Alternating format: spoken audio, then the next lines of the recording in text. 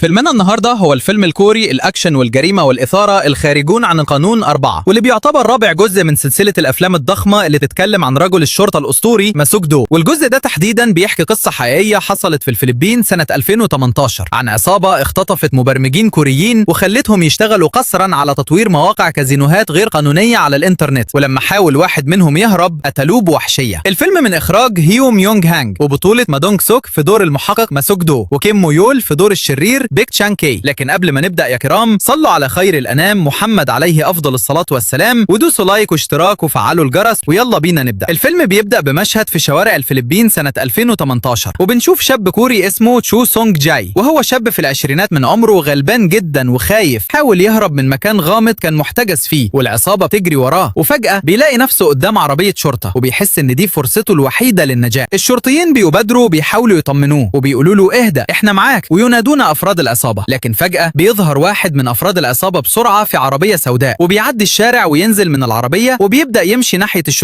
الشرطيين بيحاولوا يوقفوه ويقولوا له انت مين؟ ما تقربش احنا الشرطة. لكن ولا كأنه سمعهم، وبيقرب لحدهم وبيطعن الشرطيين ويقتلهم بكل وحشية. وتشو سونج جاي بيقف متجمد من الرعب مش مصدق اللي بيحصل. لكن قبل ما يلحق يهرب بيظهر قدامه بيك تشان كي، وبيقف قدامه بكل برود وبيقول له انت فاكر انك هتهرب؟ محدش بيهرب مني. وتشو سونج جاي بيقع على الارض ويموت في الحال. وبعد كده بننتقل لكوريا، وتحديدا لمكتب تحقيقات العاصمة، وبنشوف المحقق الأسطوري ماسوك دو، الراجل الشرس اللي بيضرب البلطجية بيد واحدة وبيخاف منه كل المجرمين. واحد من زمايله المحقق كيم مان جاي بيقول له في قضية غسيل أموال إلكتروني، وهما بيستخدموا هذا التطبيق عشان يمشوا بضاعتهم. المحقق بيطلب منهم تتبع المبرمج بتاع التطبيق، يقولوا له انه شاب اسمه تشو سونج جاي لكنه متوفي. المحقق ما بيقرر يروح مشرحة الطب الشرعي يشوف الجثة بنفسه، وبيقابل الدكتورة اللي فحصت الجثة وهي بتشرح له تفاصيل. الجثة عليها آثار ضرب مبرح وكسر في الأضلاع، والسبب الرئيسي للوفاة هو طعنات سكين متعددة اخترقت البطن ووصلت للقلب. كمان لاحظنا ان وزنه نزل بشكل كبير جدا من 74 كيلو جرام ل 54 كيلو جرام. المحقق ما بيحس ان القضية اكبر من مجرد جريمة قتل عادية، وطلع من المشرحة واتفاجأ قدام الباب بوالدة شو سونج قاعدة على كرسي عند الباب وعينيها منتفخة من البكا. قامت وسألته قالوا لي ان ابني كان مطلوبا للشرطة، فايه الجرم اللي ارتكبه؟ المحقق سألها عن ابنها، قالت له كان بيشتغل في شركة HP تريدنج في الفلبين، كان بيحكي لي عنها في المكالمات وبيقول لي انه مبسوط هناك. بس فجأة الموضوع انقلب وبدأ الاتصال بيننا يضعف، وحسيت ان في حاجة غلط وانه مش مرتاح، وطلبت منه ينتقم لابنها، وقال لها انا بوعدك يا سيدتي هاخد حقك. وفي الفلبين بيجتمع الثلاثي بيك وجانج وكو عشان يتكلموا عن صفقة العملة المشفرة. جانج بيدي الفلاشة لبيك ويقول له بثقة دي الهدية، المفتاح لأول عملة مشفرة، روجوا ليها أول ما تنزل البورصة. وفي ثواني بيروح المرتزق بيك لغرفة المبرمجين المخطوفين ويصدمهم بنبرة مرعبة. شفتوا ايه اللي حصل لتيتشو؟ اياكم حد فيكم يفكر يعمل اي حيلة. المبرمجين بيترعبوا وبيوطوا رؤوسهم. بعدها بنشوف بيك في مكتبه بمانيلا بيكلم نائبه جي ويقول له ان عدد اعضاء الكازينو زاد ل 300,000 وليه حصته ثابته، ونائبه بيقول له جانج مش بيفي بوعوده، فبيقرر ان التعامل الجاي معاه مش هيكون بالاتصالات، هيكون بالقوه. في كوريا المحقق ما بيكتشف ان الشاب المقتول تشو مش ديلر مخدرات، بل مبرمج اتخطفت برمجته المفتوحه لشبكه قمار. المحقق ما بيروح جنازه تشو ويصدم بان امه انتحرت وسابت رساله اقتص من قاتل ابني، وبيحلف يجيب حقها.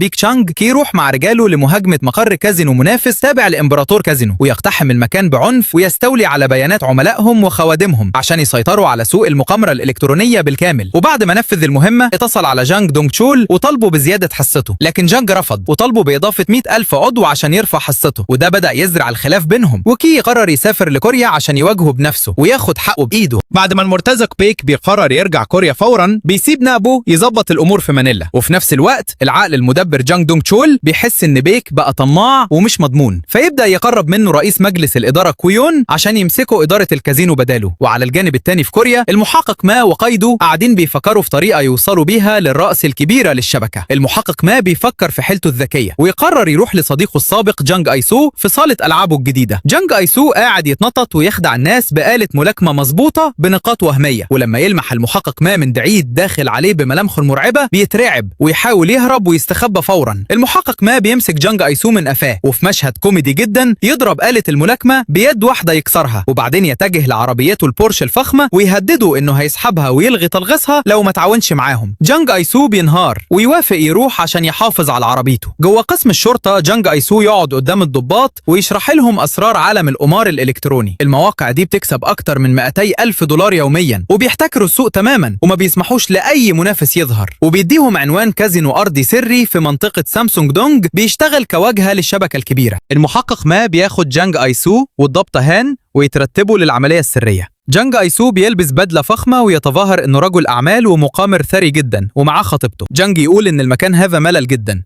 المندوب بيبتلع طعم ويقرب من جانج ايسو ويقدم له عرض VIP حصري لكازينو الامبراطور بشرط رهان $1,000,000. وبطريقة مضحكة جانج بيطلب من المحقق ما رأيه. المندوب بيحس بالخطر ويسحب سكين ويحاول يطعنهم، بس المحقق ما يتدخل ويقبض عليه وبياخده على عربية الشرطة ويرعبه. فالمندوب ينطق فورا ويعترف ان المسؤول عن غسيل اموال الكازينو في كوريا هو تشوي يو سونج صاحب شركة ملابس مقلدة. المحقق ما وفريقه بيداهموا الشركة ويمسكوا تشوي من رقبته. المحقق ما بيحط غاسل الاموال تشوي في التوقيف، بس تشوي يرفض يعترف ويطلب محامي لانه عارف ان العصابة هتقتله. وفي نفس الوقت المرتزق بيك بيوصل كوريا مع نقبه ويروحوا مع المستشار المالي كو لمقابل مراجع البورصة عشان يرشوه بتذكرة يعنصيب ربحة ب2,000,000 لإدراج العملة المشفرة. المراجع المالي بيرفض الرشوة وبيهدد انه يبلغ عنهم للشرطة. وهنا بيظهر التوحش الحقيقي للمرتزق بيك، يسحب خنجره ويحطه على رقبته ويرعبه لحد ما يوافق فورا وهو بيتنفض. المرتزق بيك بيعرف ان غاسل الاموال تشوي اتقبض عليه وممكن يعترف للشرطة، فيقرر يتخلص منه فورا. بيبعت ديلر اكل يعمل مشكلة في القسم عشان يشتت الضباط، وينتهز بيك الفرصة ويدخل لحجز الشرطة ويدخل الأوضة على تشوي ويطعنه عدة طعنات قاتلة وينسحب بكل هدوء.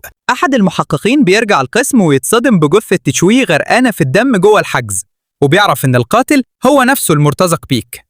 وفي نفس الوقت العالي المدبر جانج دونج تشول بيتراقب لما يعرف إن بيك دخل قسم الشرطة وقتل غاسل الأموال، وبيحس إنه بقى خطر عليه شخصياً، فيؤمر نائبه بقتل بيك والتخلص منه. المحقق ما وفريقه بيكتشفوا إن شركة QM القابضة هي الواجهة الرئيسية للكازينو، وبيروحوا حفل إدراج العملة في الفندق، وهناك بيتعرضوا لكمين من رجالة بيك. المحقق ما بيدخل في خناقة جامدة ويكسر البلطجية، بس بيك بيهرب بمهارة بعد ما بيصيب كذا ضابط. هنا رئيس المفتشين بيصدر أمر بحل فريق المحقق ما عشان يتفادوا الفضايح الإعلامية، لكن المحقق ما بيرفض يستسلم وبيروح لمكتب المفتش العام للشرطة ويقنعه بإصراره ووفائه بوعده لأم الشاب المقتول، فيديله المفتش العام الضوء الأخضر إنه يكمل العملية. المحقق ما بيحط خطة المصيدة، يعمل كازينو منافس وهمي عشان يستدرج العصابة، وبيروح لجانج ايسو ويديله شارة شرطة مزيفة FDI ويقنعه بطريقة كوميدية إنها شارة جيش الشرطة الأسود للعمليات السرية وإن رتبته بقت رقيب سري. جانج ايسو بيصدق الكلام وبيتغرغر من الفرحة ويسافر الفلبين عشان يجهز السيرفر. في الفلبين جانج ايسو فريق الشرطة السيبرانية بيشغلوا الكازينو الوهمي. بالجانب التاني جانج دونج تشول بعت كون ورجالته يخلصوا على بيك، لكن بيك هزمهم وأجبر كون يتصل بجانج ويقول له إنهم قبضوا على بيك.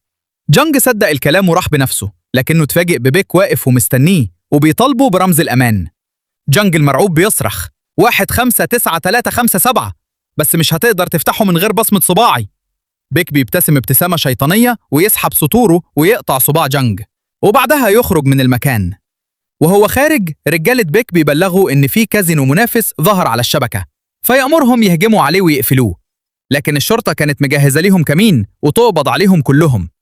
وفي الجانب التاني المحقق ما بيعرف مكان السيرفر، فيهجم على المقر وبيلاقي كون، فيقبض عليه وعلى رجاله ويسأله عن مكان بيك. كون بيرفض يتكلم، لكن بعد الضغط عليه بيعترف إن بيك خرج ورايح على المطار. وقتها المحقق ما بيوجه بمراقبته من خلال كاميرات المراقبة عشان يحدد مكانه، بس بيعرفوا إن بيك ونابو هربوا ناحية مطار انتيتشون الدولي بجوازات سفر مزورة. المحقق ما بيطير على المطار، وبالمطابقة الحيوية للوجوه من كاميرات المراقبة بيكتشفوا إن بيك دخل الطيارة المتجهة لمانيلا بالفعل، وفاضل 5 دقايق على الإقلاع. المحقق ما بياخد إذن عاجل ويدخل مقصورة الدرجة الأولى، ويشوف بيك ونابو قاعدين بمنتهى الغرور، فيطلب إخلاء الطيارة وتقفل الأبواب عليهم هم ال3. بيك بيسحب خنجره ويسخر من المحقق ما، بس المحقق ما بيرد عليه بجملته القاتلة: أنا شرطي ومش بضرب بكل قوتي عادة، بس أنت استثناء خاص. وتبدأ خناقة طاحنة. المحقق ما بياخد طعنات السكاكين بكل صلابة ويمسك نابو ويكسر إيده، وبعدها يطحن المرتزق بيك بلكمات قاضية تهشم الزجاج والديكور وتكسر عظامه بالكامل. المحقق ما بيفي بوعده لأم الضحية. وفي الختام، لو عجبكم الفيلم ما تنسوش تدعمونا بلايك واشتراك في القناة، واكتبوا لنا في التعليقات ايه الفيلم الجاي، وهل شايفين ان المحقق ما كان لازم يضرب بيك بكل القوة دي ولا لأ؟ ونشوفكم في فيلم جديد. سلام.